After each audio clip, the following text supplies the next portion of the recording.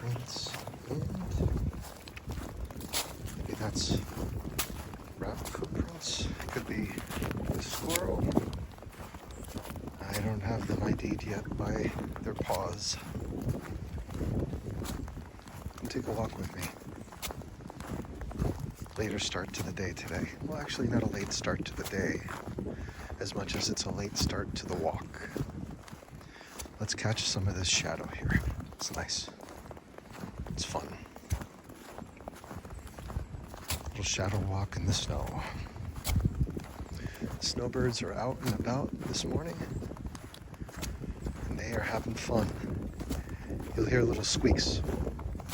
That's the snowbird. That's the dark-eyed junco. That is happy as can be. I've noticed that in their behavior. They really become active when it snows. You'll see them all around the woods right now. They're having fun. It's almost like they enjoy playing in the snow more than the food that they get. It's just very cool. Very fun to watch. How are you doing today? Today is Saturday, Saturn's Day. The last day of the week, though many would say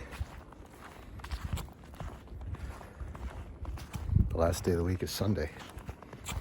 That's kind of weird, right? Think about the sun. It's the first thing that comes up in the morning. It's the beginning. It's the seed. It's the source of life. It has to come before all else, right? How could it be the last day of the week? You get used to that idea and it'll betray you. Yes, rest assured that Saturday is the last day of the week. We are experiencing it today during Saturnalia, when it's supposed to be jovial and kind, filled with laughter, the spreading of cheer, the sharing of gifts. There was a snowbird enjoying the water. Hello, snowbirds. See, they're just enjoying the water, having a good time. So nice. So nice to see. They're everywhere. But yeah, Saturday. It's the last day. It's the day of harvest. It's the day when you celebrate the fruits of your labor. And you find something that you enjoy. Hello. Little tufted titmouse. They're courageous little fellers. They'll eat from my hand. Perhaps you saw that video with them eating from my hand. They like to do that. Anything to get those honey-coated peanuts, you know?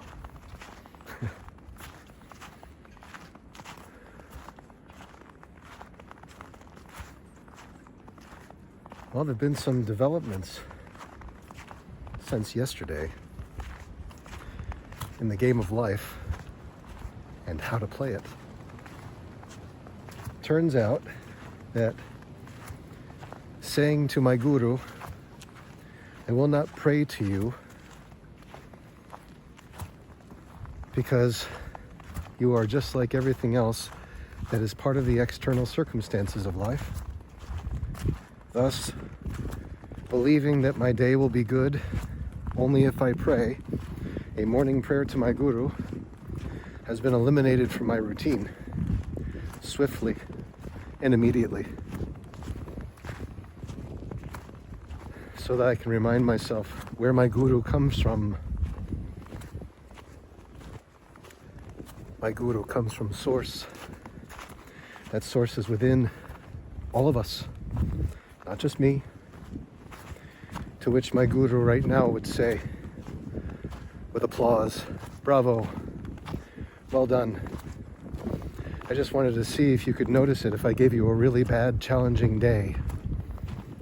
Yes, I saw. And I realized that my prayers were being misdirected. You ever misdirect your prayer? It's like an arrow, you know? You gotta shoot straight for the target. And if you don't shoot straight for the target, chances are you'll miss it. You'll miss your target and you'll lose your arrow. You have to make another one. Every arrow is a seed planted in the mind of God. So you have to fire those arrows true. I fired it true yesterday with faith, and I said to my guru and the Lord and everyone who was listening, bring it. Not as a challenge, but because I knew this was a test, and that no matter how bad it got, no matter how demeaning, no matter how indifferent, no matter how non-inclusive or challenging it appeared to be, I would lean in. I would lean in and face it and breathe and not define it so much. Not at all. But just breathe. And let God define it for me. Deliver the answers directly to my mind. Did you know that the Lord delivers answers to you? Directly to your mind? Did you know that? Let me ask you, how are you able to understand this language that I'm speaking to you so quickly, so naturally? Are you thinking about transcribing every single word that I'm saying to you? No. And within this lies the answer to my question. You have faith that the language will be transcribed from sound, the making of frequencies, into something that is eligible for interpretation, legible in your mind. Language. Language is a system of faith. Once you build the muscle memory and understanding what a specific phrase means, you store it into memory, and the brain tends to recall what it needs to for your mere survival, so that you don't have to be processing everything that I'm saying all the time. You know the words, and if you don't know the meaning, well, then you'll research it. But it will be rare that that occasion ever occurs, because the words that I use are quite simple. They are. Easy enough to understand. It's English, right? At least you know it's English. Well, that's a good start. Because if it were another language, you'd have to go looking for that language, and to understand it would be to understand a whole new language. But you understand English, most of you. And for those who don't, you're learning even more than the rest. And your brain is expanding faster than the rest. Your neuroplasticity is getting a good, solid exercise. And it's fulfilling, isn't it? Once you find out what this means, quite fulfilling indeed. So on this day of reaping, the day of harvest, Saturn's day during Saturnalia, for another 2 days, until the midnight of the 23rd, going into Christmas Eve, we will be celebrating the joyous expectancy of the good as equals. Regardless of what we perceive in our external worlds, your worlds, my worlds, our imaginary worlds too. However you're using this consciousness, the rules are, this is a time for joy and cheer, regardless of what's happening outside of you. And when I say regardless of what's happening outside of you, it means you have to use your imagination, doesn't it? To imagine these things being true. Joyful, joyous, blissful contact with your friends, family, and loved ones. Spreading of cheer and positivity. Love, light, peace, prosperity, and the wishes of a healthy life for one another, regardless of past transgressions or experiences. We simply act in accordance to love. That sounds a lot like Christmas, doesn't it? Well, Christmas comes from Saturnalia, though it's been referred to as a pagan holiday. That's misleading. It's an ancient Roman holiday in celebration of our equality as human being wish fulfillment machines. Walking, talking, praying, at times meditating, wish fulfillment machines. Mechanisms, temples of God, as it were, celebrating.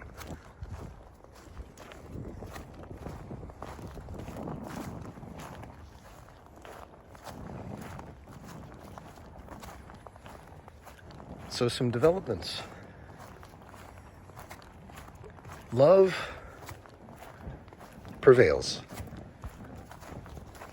Love, as we've discussed, is freedom and forgiveness.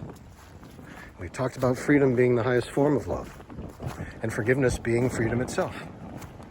It's forgiveness of whatever has prioritized itself in a form of time, be it the past, something that's already occurred as priority, or the future, something that has yet to occur that we prioritize. Both of those are dropped in the moment of true forgiveness. And we become present with the person and say, whatever it is that's going on right there, it has no need for definition. It has no need for label, nor reference to past behaviors. The person is seen in their light of truth, love. How much freedom can you give the person in this present moment becomes the question of forgiveness. So forgiveness asks you, how much freedom can you give this person right now? And if you can't assume to know, then can you be quiet? Can you be present? Can you listen? I say this to myself as well. Half an hour after a dispute, my biological mother, I did not want to listen to her talk about the past because I had attachment to that still. I was feeling the pain from it. So I didn't want to hear it be reiterated. Why? Because I simply didn't want to live it more than once. By divine right, I'm allowed that gift. So are you. If you experience something painful, folks, and someone is insisting on bringing up that story over and over again, it's because they want you to go off. They want you to feel as much pain as they are feeling, knowing that they are revisiting the situation in the past without any revision. So as they revisit this situation without any revision, their desire is for you to take part, to perform, to be part of it, at least as an observer. Like this person's on stage and you have been forced by the usher to take a seat and listen. While the pain is still fresh in your body, you may have a lot of resistance to that. And even if the pain isn't there, you have the right to not entertain it. So you can say briefly, quickly, easily, I don't talk about the past. And I tend not to listen when it comes to the past either, if it's not being revised. You don't have to go that far. You could say, I choose not to talk about time. I prefer to be here in the now. Is there anything I can do for you, aside from listen to things that are not happening? Things that have already happened, or things that will never happen in the future. Likely won't. And I'm not here to predict or speculate either. It's not part of what I enjoy to do. So in this present moment, is there anything I can do for you? Is what you can ask. If the person says, I want you to listen to me about the past, you can say, I don't talk about time. Perhaps there's a good counselor who would love to listen to your previous stories of life experiences having to do with pain, suffering, difficulty, betrayal, indifference, and otherwise painful. But to do that, I would be remiss not to mention that those therapists get paid about $65 an hour, maybe more nowadays, and I'm just as qualified. However, I do not work pro bono.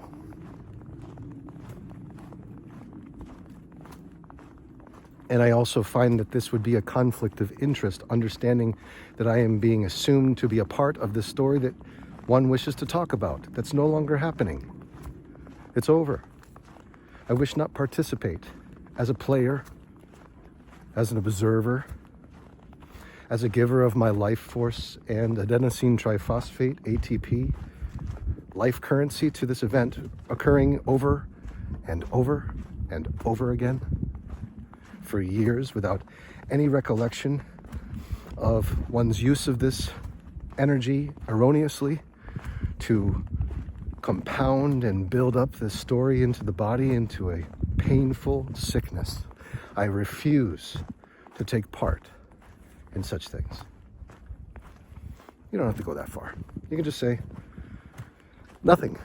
You can simply turn towards the closest exit, and if your shoes are off, you put them on with calm while the person's saying, oh, here you go again, you're about to run away. That's what you always do. That's why you are no longer married. That's why you can't have a relationship. This is why you have no job, and this is why you have, and let the whole thing unfold before you. And let the inner child know within you that your inner child is being protected. Why? Because you're not responding in turn. Whereas before you did, opening up your heart to the inner child, letting the inner child get pummeled by whomever this was, dishing it out. Because it wasn't just one person, it was every person that they involved in the gossip, every person that they ever thought about being involved in this gossip, this erroneous description of who you are, your inner child who's innocent. So forgive them, Father, for they know not what they do. As we move forward, you just protect your inner child. It's more important than being right, because you won't be. It's more important than responding, because responding won't resolve it. There will be no resolution from your response and participation or observing of this event. So you take as much of your mobility and freedom as you have, and you take it out the door, and you walk away. Or you go to a room and you lock yourself in that room. Now, I found myself in situations like that where the door gets broken down, literally, physically broken down, so that the person insists that you listen. That's going to be a hard situation to deal with, because you're now facing environmental aggression at such a rate that it can easily escalate to physical aggression. And if you were to defend yourself, that would be all the person needs in order for you to be at fault. Of course, that's all they want when they're breaking down your door. Not to be told that they broke down your door, but rather that they were victimized by you, even though it was a situation of self-defense. You see how ugly and horrible this is? That's why I say, if you've got an escape route, make sure it's clean, make sure it's clear, and just go for it. You don't have to announce it. In fact, better if you don't, because if you do announce it, the person's going to know your play, and they're going to dig into your past and let you have it, whatever they can dish out, because they just want you to stay, because at the end of the day, all they want is love. Their inner child has been given complete and total control to lay havoc amongst the room, the place, your life, and all they want is attention, love. But you remember, the greatest form of love is freedom, and if someone is just pummeling into you with words and invading your space, they obviously aren't expressing the highest form of love. No, they're actually expressing a form of love that is the lowest form, but it's still love. It's called frustrated love, betrayed love, lost love, painful love. And that love is coming from the body. The body is saying, I'm in pain. I don't know how to communicate that I'm in pain. I want relief from this pain. I don't know how to get it. The only thing that works is if you return this to me, whatever I'm throwing at you, so I can finally have an excuse to say, okay, I was right all along. This person is as bad as I'm saying. And what you need to do, folks, is instead of becoming that practice wall for your tennis forehand and backhand, you just dissolve the wall and let the balls fly. Let them fly as if you're not there. This is one of the greatest practices taught by Eckhart Tolle. Eckhart Tolle says that the best way to deal, even with present-based disturbances like this, when they're happening, is to just remove yourself physically from the situation. While your body is doing its thing in autopilot, unbeknownst to the world outside, you're not there. You're observing, but you're not physically performing, and you're not sitting in the audience either. You're observing from the projectionist's booth. And you're removing the reel that's spinning out of control, showing a situation that is chaotic and unavoidable. And you're replacing it with a specialized golden reel that's just for you. When you become the projectionist, in the projectionist's booth, you put something into the mind of God through the imagination, and no one can steal it from you. And that's the way you protect yourself in these situations. You leave the performance, you leave the observing of it, and you put down an overlay. For those who go live and do live streaming, you'll understand what an overlay is. This is used in movie production and in news production. You'll see an overlay. And all it is something that goes on top of what really is there. So that whatever was really there gets replaced with this newfound layout, an overlay. It lays over what you were seeing before. And this requires a lot of work. At first, you have to build this skill through the imagination. But if I were to say to you, do you see a kingdom amongst these trees? Do you see a billionaire's walk? Do you see people frolicking, happy, celebrating, feasting? Do you see mansions? And if you have no use of the imagination or use for it, all you'll see is a field of trees, a forest, at best. You don't see someone benefiting from this running stream, no, nor anyone. And so what's required is for you to put down an overlay when the situation's getting really bad. You take a deep breath and you remind yourself this is illusion. If this is undesirable, this is illusion. And it has to do with my pain, and my pain's trying to unwind itself. It's not so much this person's trying to unwind their pain on me, as much as I have pain that's manifesting. And this is a test, this is an opportunity. Here comes the boss battle. Are you ready? You're never ready for the boss battle. Who's ready for a boss battle? You may walk into a room and get a bunch of buffs and feel really strong and say, okay, I believe in the next room there's a boss, but you're not sure. There might not be. It could be when you have one life bar left and nothing left to lose. Here's the boss. This is how you have to fight it. You fight it by not fighting it. You pause the game, you change the reel, and you watch something else. You say, I don't like this game, excuse me. I don't like the Demon Souls games. They're too difficult, too challenging. Some people really love them. Some people live for them, but I don't. I like a nice challenge, but one that's fair. One that I can expect and count on. And that's what you put down for your overlay. As you're walking out the door, you hear the words, you know you're not worth anything. You always fail. You know, most writers never make it anyway, in this lifetime or the next. And you're doing this because you have fear and you're scared of returning to a normal job like the rest of the world. So as all of those things are being said,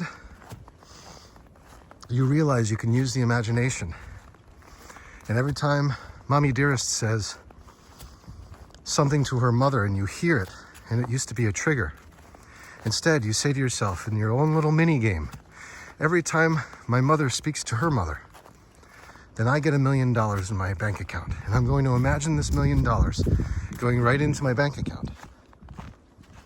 I'm going to see the green go right into my bank account every time it's said. And so now, instead of seeking to avoid and run from the situation, you're only wishing that it happened. Because every time it's said, you know you're cashing out right at the casino. You got another $1 million. Please go ahead. It's a wonderful exercise now. It used to be really debilitating until I realized I could use my imagination, which is more powerful than anything outside of me, to rewrite and revise this entire situation of how I once defined it. Because you defined it, just like I did, as something bad, something triggering. Now it's something that rewards you, something that gives to you. So every day I don't get a message from my children, it's another $1 million in the bank account. Or it's another 10 days given to me for every day I missed. If those days have to be taken from their mother, so be it. That's not my choice. I have nothing to do with that. All I know is I'm getting those days back. Every day I don't hear from my children. And I'm going to keep imagining living with my children and keep imagining them walking with me on these trails. So I know I'm doing my part. And anytime I don't hear from them in a given day, it's 10 days that I get back. And if I feel like it's really tough one day because I haven't heard from them, then it's 100 days. And no one can say I can stop that. I have to stop that. No one can, they can say it. They can say, you can't say that. You can't receive that promise. That promise doesn't belong to anyone. What belongs to me now? Tell me what else doesn't belong to me. I'll make that another $1 million in my bank account. Tell me what else I failed with. I'll make it another win. Every time I'm told I failed, that's 100 wins. Every time you're told you're sick, that's extra health for you. Not everyone's gonna get the same amount of health, though, I gotta tell you. Because the way this law works, Newton's law, is for every action there's an equal and opposite reaction. So if someone's telling you that you are sick, it means they're actually announcing it to themselves. And God goes ahead and realizes it. Unless you fight it. If you fight it, then God's gonna realize it for you. You can say, oh, this person has confirmed that it's true. Because they reacted with such a visceral response. It must mean they want it. God doesn't know any better. God's not thinking about good or bad. God's thinking about how much did you feel what was just said to you by some external circumstance so that I know what to manifest for you. Now you get it? So every time someone says you're sick, you imagine yourself being more healthy and more ripped and more joyous with greater longevity than you've ever had before. And you leave the consequences of whoever hit that tennis ball at you to just travel like a boomerang and come back around and hit them in the head or what have you. That doesn't matter to you. You don't want to see the person get hit in the head by their own boomerang, but the bottom line is you didn't throw it. You didn't throw it. So the key formula here is you have a test. Hello. With all of your triggers, words that are said, things that are done, you have to now write them down, and for a full month, every time something comes up that is a trigger or bothers you, before you respond in turn and reinforce its perpetuity in your life, before that happens, you need to create whatever it is, the consequence that you want to see happen in your life that's joyous.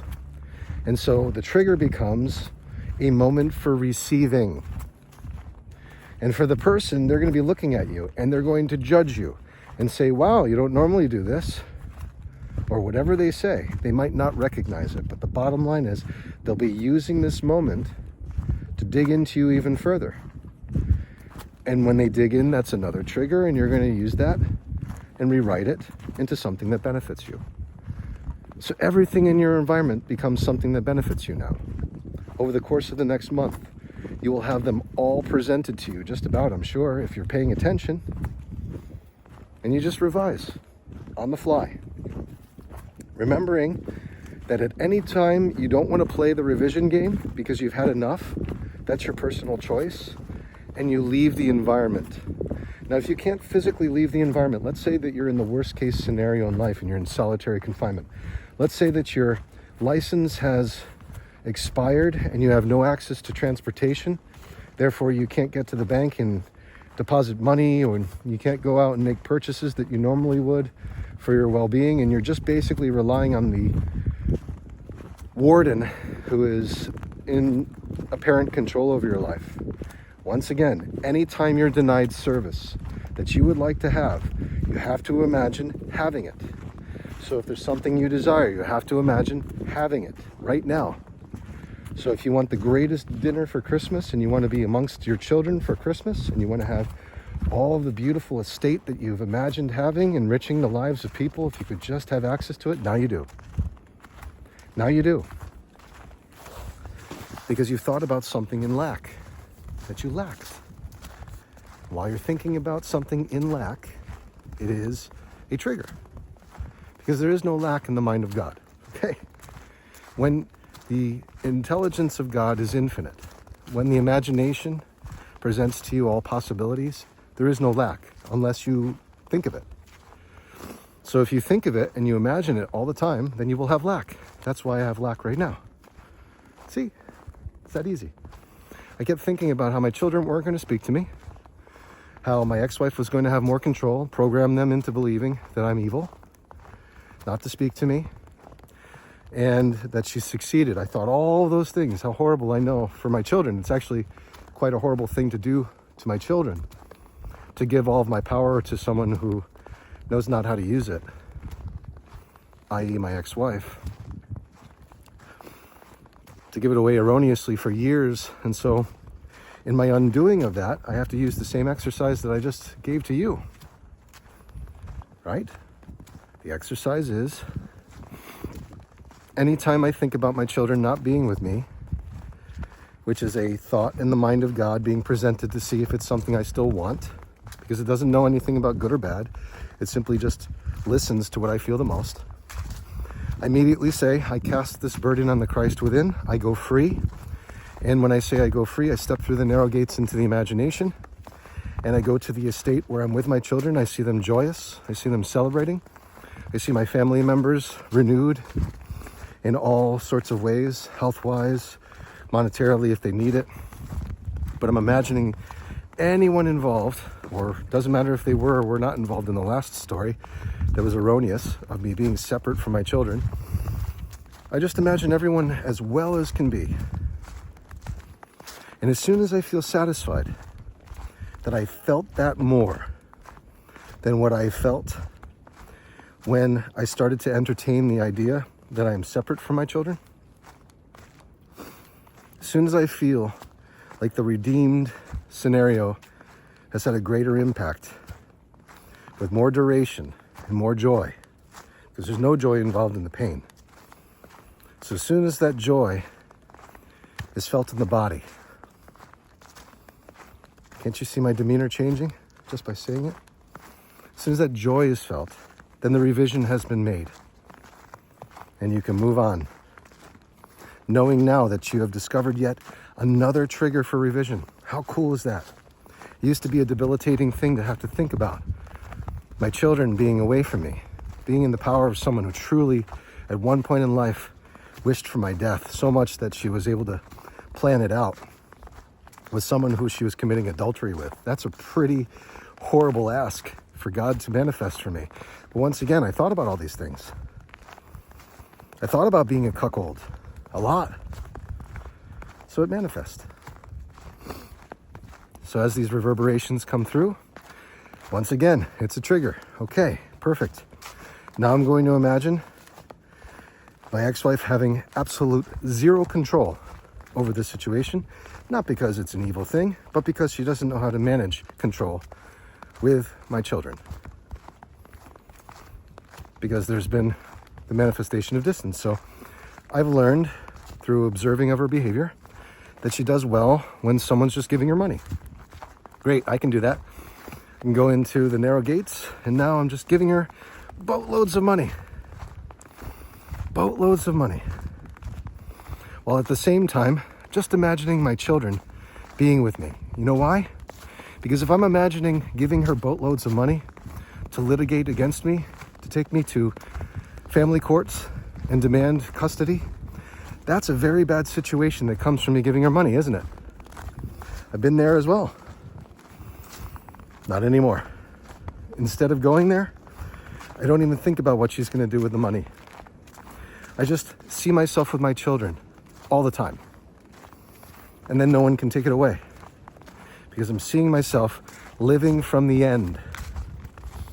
And the end, for me, is blissful contact with God, establishing relationships with people who truly are kind and care, being with my children, enriching my community, state, country, and planet, and Mars if it comes to that, with tons of resources, because the resources are coming in so fast that they simply can't be spent fast enough.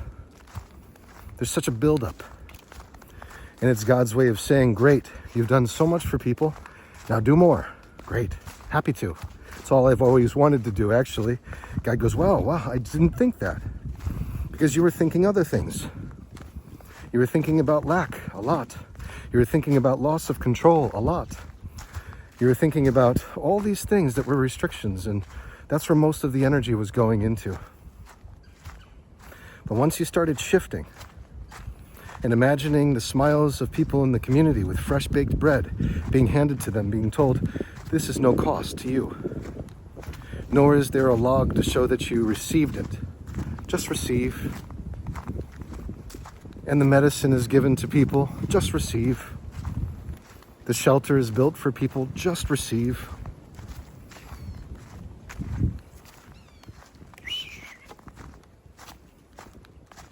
My children are cannonballing in the pool, just receive.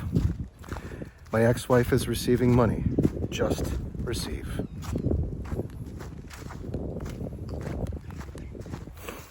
If I live from the end, and as I live from the end in that way, there's absolutely nothing that can interfere. Just as there was nothing that could interfere with the presentation of such a horrific state of being as most would recognize me living in right now. Some of you who don't know me would say, this is a beautiful walk in the woods.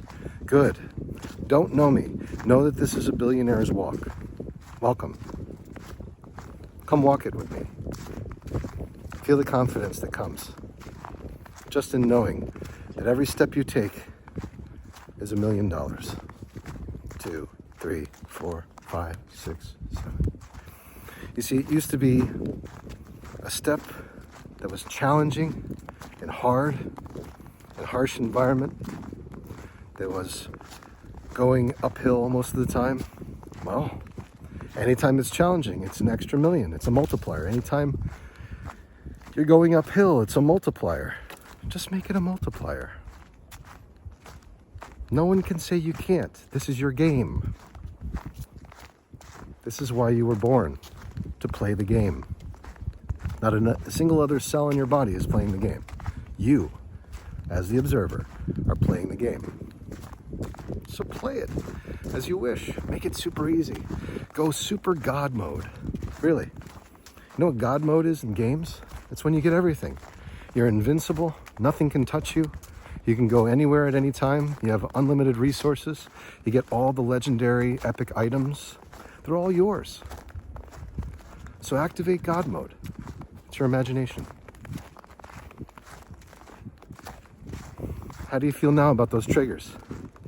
Has one come up yet? They're probably running for the hills. They don't want to show themselves to you unless you're very vulnerable. And this is when you know you're making gains. Okay? Just like you'd make gains in the gym. You make gains in the gym of the mind when the triggers start to go away. But don't become complacent and think that it's all been done. They're waiting for you to have a moment of weakness so that they can gather strength from you again. And I know that's a terrible narrative. What some would say is that God just doesn't know what it is you want until you feel it. And you felt a lot of the bad stuff for a long time.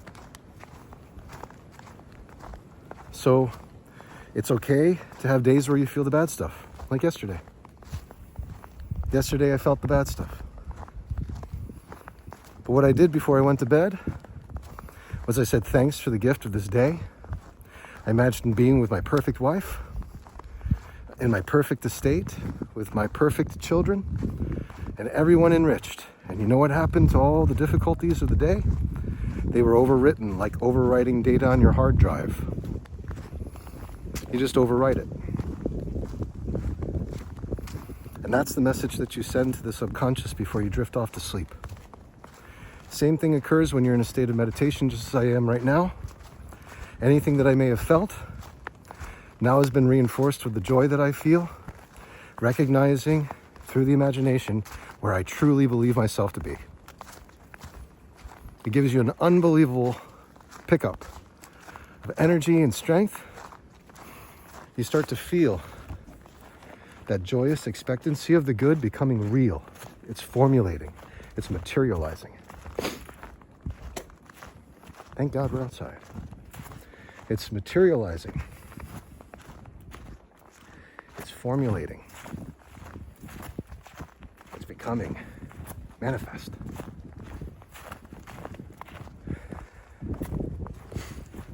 You see, I know deep down that whatever apparitions from my past present themselves as challenging, they would much rather see me in a state of wish fulfillment, bliss, and extreme wealth rather than extreme poverty. They don't know that now, but they will.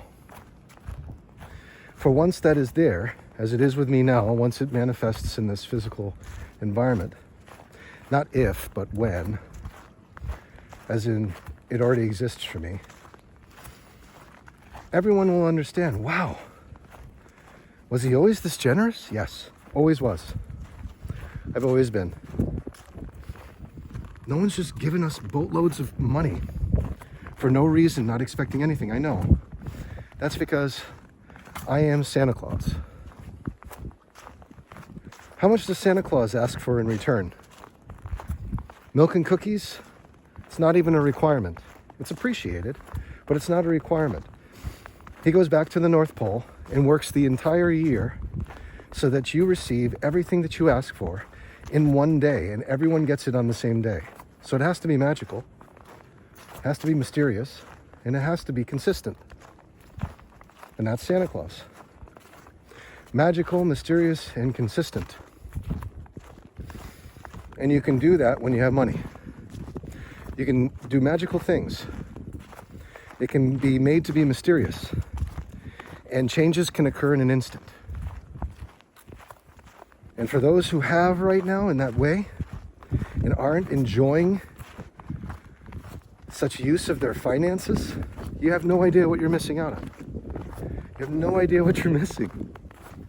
To see someone's life instantaneously change, not because you've made it hard for them, not because you've used the money to hurt them, or to mock them, or to belittle them, but because you used it to lift them without any expectation, no strings attached. There's no greater joy. There is no greater joy in this world than that gift of charity with no strings attached, the anonymous gift. Nothing greater. For it lifts someone up and allows them to express themselves in their entirety, the way they want to. The way they want to shower the gifts that people are asking for without asking upon their lives. Because the greatest gifts are the ones that people aren't asking for.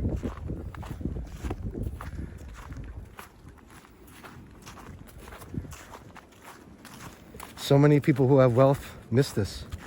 They're not realizing how much joy comes to the heart because you've never felt it. If you've never experienced the joy of just lifting someone anonymously, by just giving them daily bread,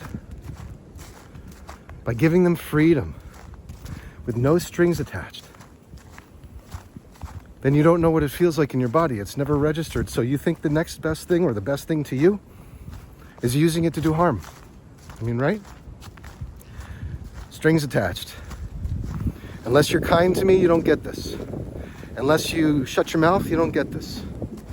Unless you follow through with these mandates, you don't get this. You'll be demonetized, as a matter of fact. That which you were receiving from me before, you'll not get again. That's what most people find joy in when it comes to money. However, it's not the greatest form of joy. In fact, it's the worst form of joy, because that type of joy is putting coal in your own stocking before Santa has delivered. Saying that Santa delivered you coal, but you didn't realize you put the coal in your stocking. That's how sad it is. Every time you use money as leverage to give pain to people, knowingly or not. And we see a lot of that come out during the Christmas holiday, probably more than any other time during the year. We see people who have not giving to those who have not because they like to see the suffering. They can forget about their own for a little while. This is the Ebenezer Scrooge Christmas story. If you don't know it, I suggest you watch it.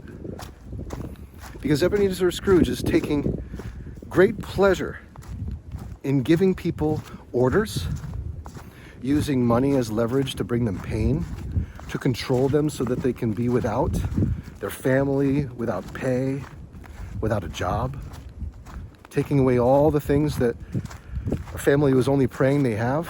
Of course, they were praying erroneously, not seeing themselves as made in the image and likeness of God, but that's what makes the Christmas story so compelling. This is what makes Charles Dickens such an amazing author, because he understood the power of giving with no strings attached is far superior than using that money to bring pain to people. Because ultimately what it does is it strips happiness from your life. It strips it from your life. Look at Ebenezer Scrooge as the example. He has an intervention in the middle of the night.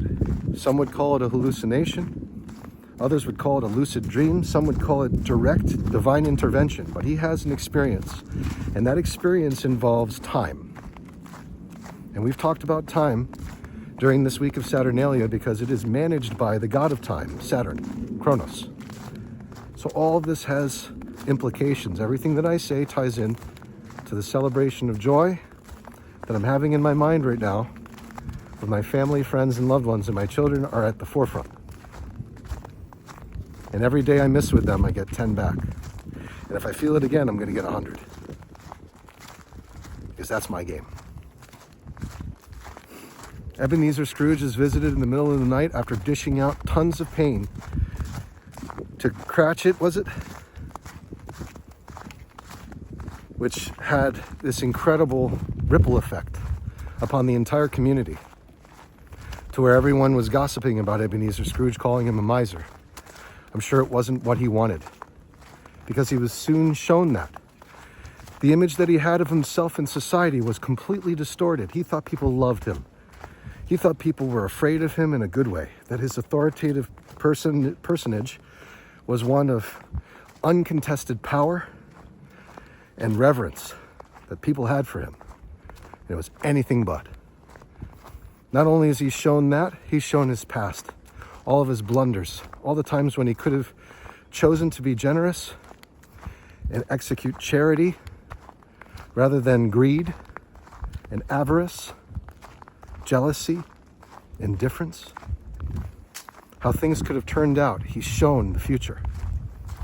And in this incredible exercise, Charles Dickens is able to manifest for the world a story that is unforgettable, because we all then understand the truth come Christmas Day. He's given a second chance. So no matter who you are, the story dictates you have been given a second chance right now. It doesn't have to wait until Christmas Day. In fact, you can do it right now on December 21st, 2024, the moment that you see this video. You can become like Ebenezer Scrooge on Christmas Day and be born again. Born with a heart wide open. Understanding that the joy of giving far exceeds whatever perceived satisfaction you may have had. Seeing people without and seeing yourself on a pedestal, mocking and looking down. It's the same thing in It's a Wonderful Life. George Bailey, he understands what it's like to give because his father taught him that. His father taught him that you don't gain. That's not what we're doing here. It's building and loan, which means we build houses and we loan money so that people who used to have to pay to the Ebenezer Scrooges, to the Potters of this world, could have leverage finally and be able to get themselves out of the slums. And you see that in It's a Wonderful Life very clearly. George Bailey knows that if he just keeps giving, even if he's giving up his dreams, even if he's giving up his special trip to Europe, even if he's giving up all of his desire to go and explore the world, as he said, and do it rather selfishly, as he had the most beautiful woman waiting for him, just to be with him.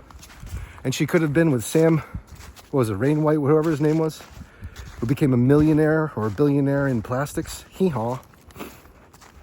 She decided not to be with him and instead be with George Bailey. Why? Because she decided to lasso the moon with him, or he did it for her. He promised her the moon. Even though it was far away, even though it was at a distance, she believed. And there's no greater woman than Mary. That's it.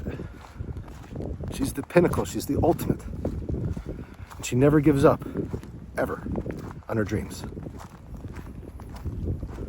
So you could go watch the movie Up. Barren wasteland that it is, it'll tear you apart. I suggest this holiday season, watch It's a Wonderful Life and see what joy comes from giving. Understand the truth of charity and what happens when you do it without any strings attached, and you do it with what you believe you have that you saved for yourself so that you can enjoy your life in the fullest. Instead, you give that, if not all of it, a huge amount to the community at large. See what happens. It's a wonderful life. But we see Ebenezer Scrooge and Charles Dickens' It's a Christmas Story waking on Christmas Day with a newfound appreciation for life itself. And all it took was a realization of what people were thinking of him through the lens of God. So God shows him through the lens of truth how he was perceived and is perceived by society. So you can only imagine by the time he's out there in the streets buying lots of turkeys, giving them out, showering Tiny Tim with the greatest of gifts, and Bob Cratchit being surprised, thinking he has to work again when he only wanted Christmas Day off, finds himself with a raise and a bonus. And there's no joy that can topple that. I'm sorry. There's no pain that can be more powerful than that feeling that I just shared with you. And you know it. You know it's the pinnacle of this expression today. Telling you about when Ebenezer Scrooge turns a new leaf and walks around town, running around town, slipping around like a child, allowing his child to run wild with all the money that he has, and just give it. And you notice what comes to him first? Peace. Peace in enjoying the gifts that he gave with no strings attached.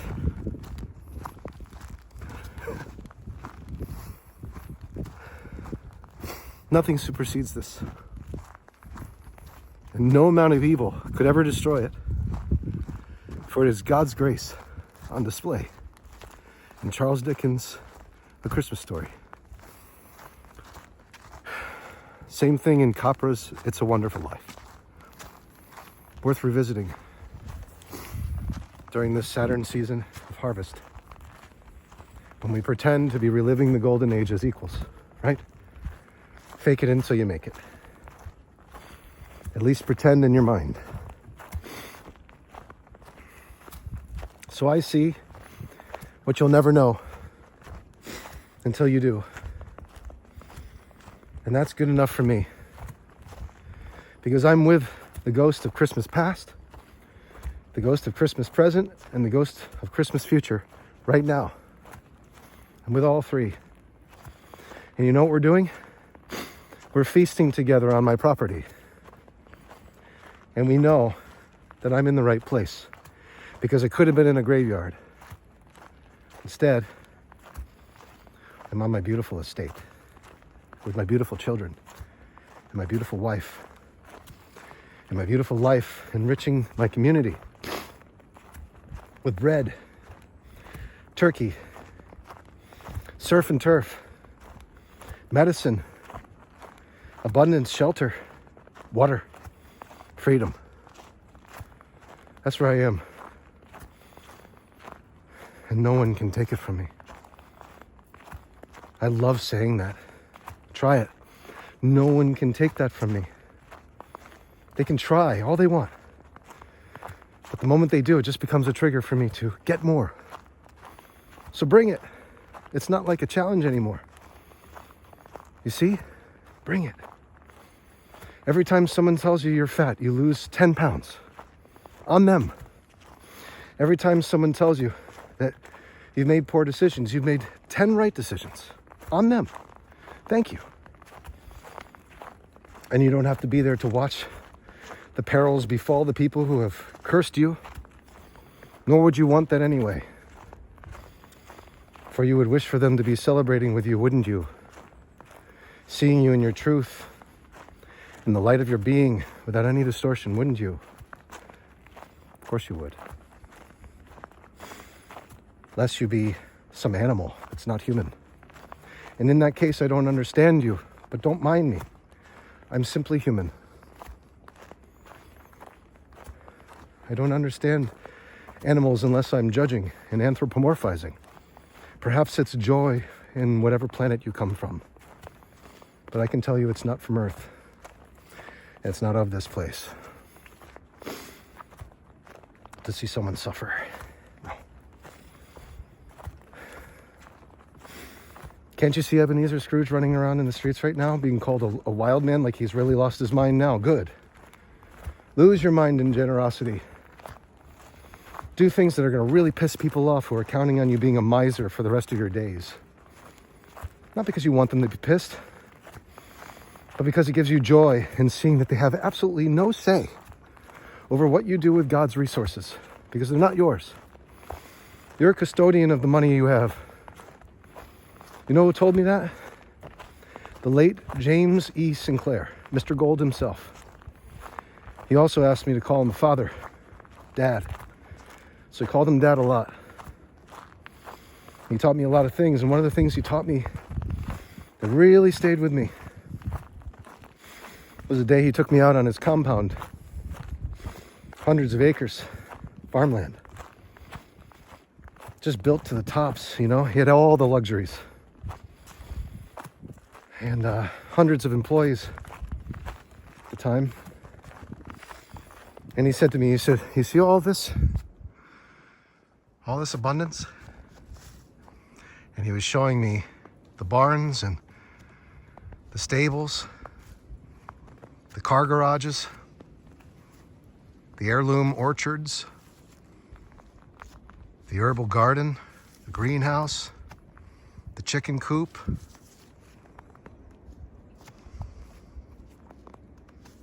the donkey and the mule,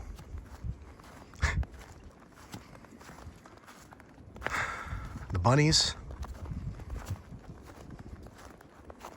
He showed me all of that, and he said,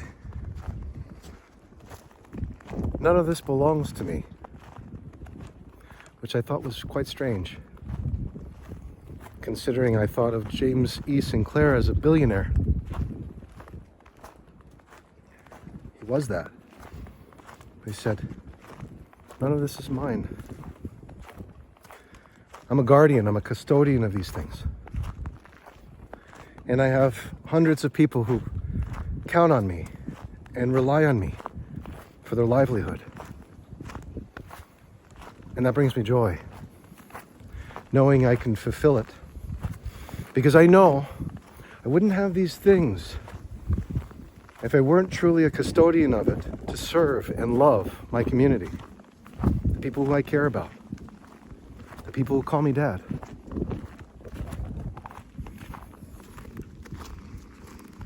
And I didn't quite understand it, not all of it that day, but now I do. Here was a billionaire magnate who is more spiritual than the majority of those who call themselves spiritual teachers, dressed in a Brooks Brothers suit,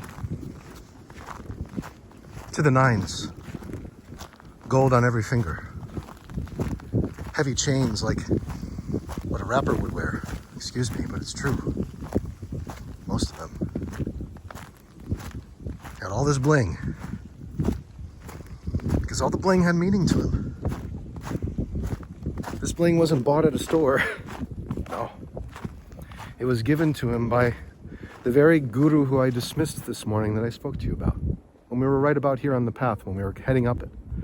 And now that we're going downhill, I hear this guru applauding again. Because every bit of gold that Mr. Sinclair wore was given to him by a direct manifestation that happened in thin air from the hands of Satya Sai Baba. So I understand. He was wearing that which was given to him by God as a custodian. And I can't tell you how many times I've received these relics from various people in various places, including Sai Baba himself. And I've just discarded them for lust, recognition, and vanity's sake. And I've forgiven myself for those things too. And it feels good because I realize that in giving these things away so carelessly, instead of them being worn on my person or kept on a puja in some sacred corner on the east side of my home, I realized that by giving these things away, I was simply being the way God had intended me to be, as generous as the inner child that's always been. Ebenezer Scrooge on Christmas Day. No strings attached, but it seems there were back in the day, no longer. Those things are all long gone now, with the exception of a few of them. And still, to this day, I hold on to things. I become attached to things. And that's part of life. But if you are aware that there's anything that you feel is lacking, anything that you feel with jealousy you must hold on to, or envy you must take from another, if you feel that uncomfortable to reach out and trespass on the lives of others, then it is a wonderful opportunity for you to revise that story. For it is the miser's story that you're living that leads to the same issues that befell Ebenezer Scrooge and Potter. Potter from It's a Wonderful Life. I mean, is it no coincidence that they chose Mr. Barrymore to play the role? For whenever you see him, he's what? He's an invalid. He's in a wheelchair. He can't move. He has to rely on others serving him in order to have any mobility. And the moment that George Bailey's money, his livelihood, lands in his lap out of a huge error made by his assistant, you see all of the pain that Potter has felt not being able to move be transferred into this unbelievable evil to see George Bailey be in complete incarceration, in debt. And even then, even with George Bailey exhibiting very negative behavior towards his wife and children, which you see in its reality, because he feels it's the end of the world, and for him it really was. He's suddenly reminded of all of the generous acts that he had done throughout his life. When he had not, or when he had it, all he did was give. Soon the people start piling into his home. $1 here, $1 there. Even Annie, especially Annie, the caretaker of his home, put something in with great joy in her face. You could see how happy she is. All these people giving on the day that he has the impossible debt to pay, or else the building and loan is taken, everything that he ever worked for, his father ever worked for. And the town comes forward, becomes his salvation. The town becomes his salvation, all at once, for all the generous acts. That was his cash out, right then and there, when in fact it was just the beginning of his most incredible, joyous life that went beyond compare. Something that he could not even imagine was waiting for him, to be in that rock bottom moment with nothing left to lose, only to be ushered back to health by his wife of undying faith in him, he finally sees the light. And everyone who he saved at one point or another comes forth to take part in the salvation in complete and total joy. They all become like Ebenezer Scrooge on Christmas Day. Not like they were like him before. Even Potter's assistant, of all things, it's unbelievable. It's unbelievable. It's the magic. It's the mystery. It's the joy of giving to those who have not.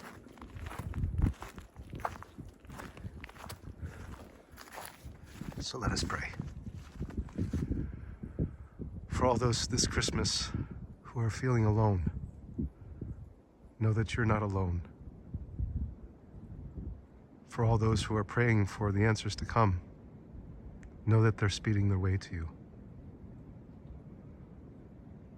For all those who are on the last step and have no hope left, I ask that you disregard all of that and cast that burden on the Christ within and go free. Step in through the narrow gates into the imagination and be a billionaire on this day with me. And rejoice in the glorious expectancy of the good as we give to those who have not in the position that we've asked others to give. We be the leading example through the imagination, which is more powerful than anything you could ever give here in this world. This I pray on this cold winter day, on this cold winter solstice, when the sun has its shortest day. It would wish not to, so we must make use of it.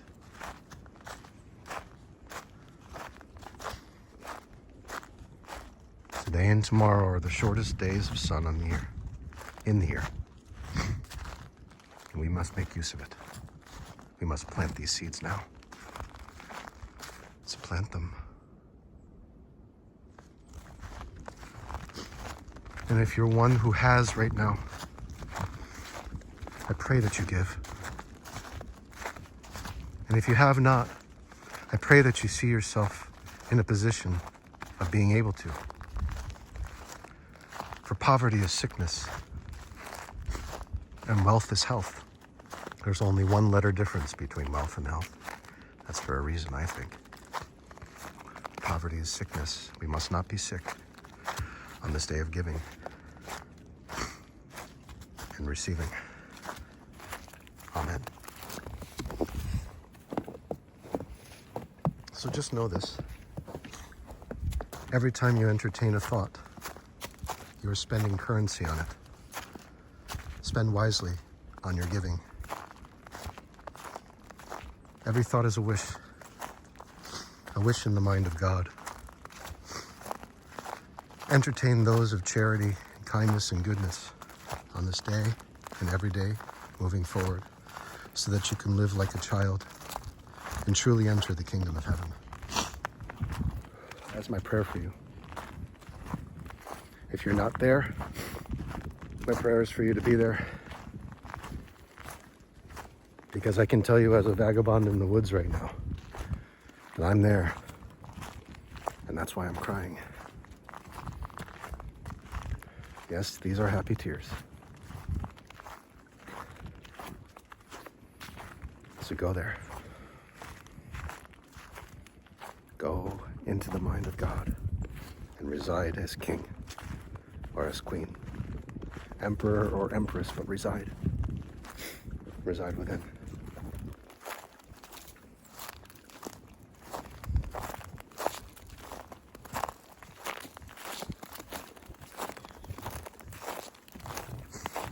And until next time, my friends, blessed be this day. Blessed be your life. Blessed be your freedom.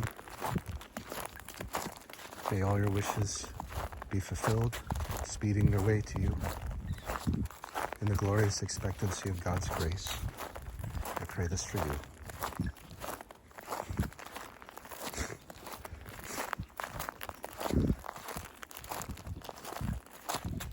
So until next time, keep wishing, and please do wish well.